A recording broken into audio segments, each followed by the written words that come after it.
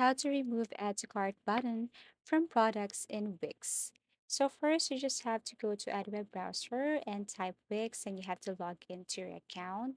And then what you're going to do here is to simply go to your homepage, and then you have to look for edit site.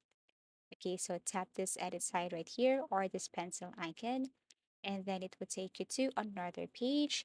It will take you specifically to Wix website editor. Here you have to click home or tap this arrow facing down here.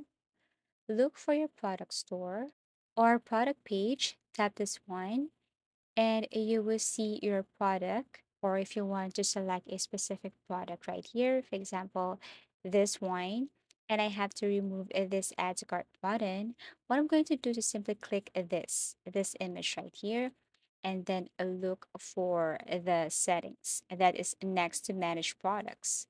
So tap settings here, and then after that, you have to look for settings again. So that is below layout, tap settings, and then here, scroll down till you see this add to cart, show button, toggle this one off. As easy as that. If you also want to turn off the spy button, you just have to turn this one off.